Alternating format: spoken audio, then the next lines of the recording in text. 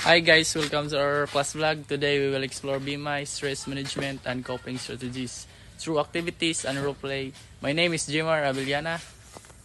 And my name is Edward Isbalben. My name is Carlo Aquin. Macalfredo Mawid. John Paul Ripuhio.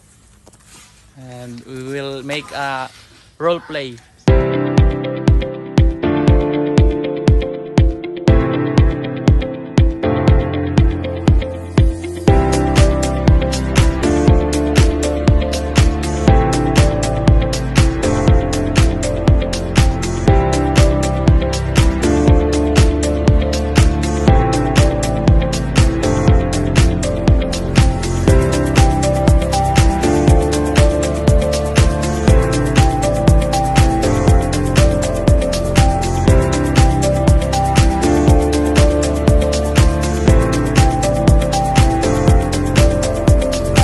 We explain what is BMI.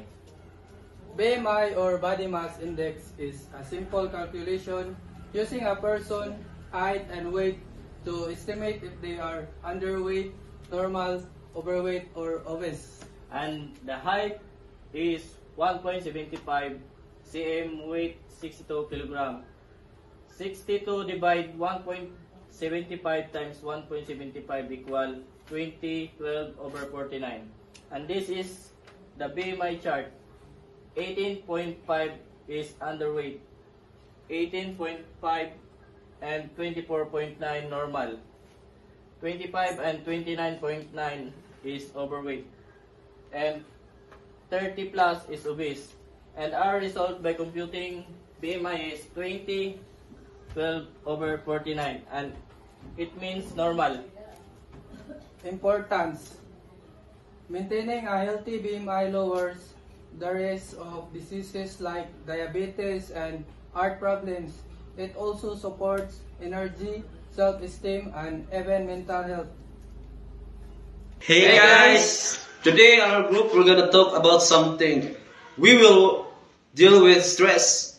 Yup, stress is everywhere, especially for students like us. So let's dive in. Let's pick one stress scenario card. Okay, here it is. Exam pressure. Imagine having 3 or 4 exams in just 1 week. Tons of notes, sleepless nights, and that feeling like your brain might explode. I'm sure you've been there too. Now, how do we know when we are stressed? Well, physically, you might get headaches, sweaty palms, tense muscles, and maybe you just can't sleep. Emotionally, stress shows up as irritability, constant worry, or that scary of failing. But don't worry, we've got healthy stress management techniques to share.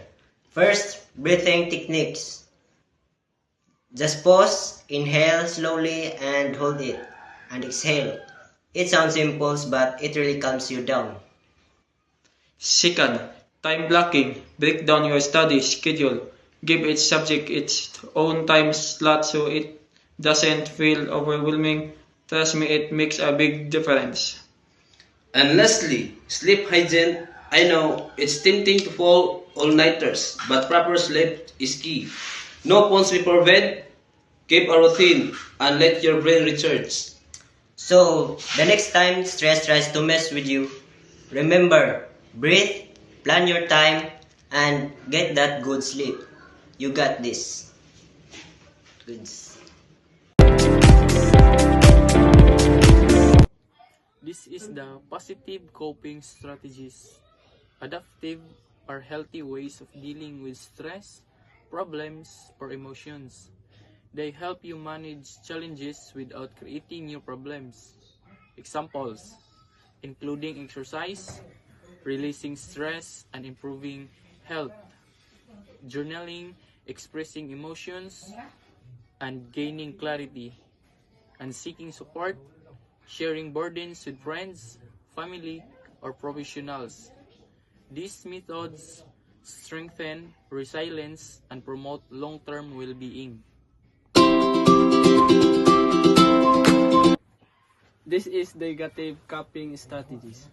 Maladaptive, on the other hand, might provide short-term relief but often cause harm or create bigger issues in the long run. Example are overeating, which can affect health, alcohol use, which may lead to dependency or poor decision making, and avoidance, ignoring problem instead of solving them. These strategies may temporarily numb stress but do not address the root cause.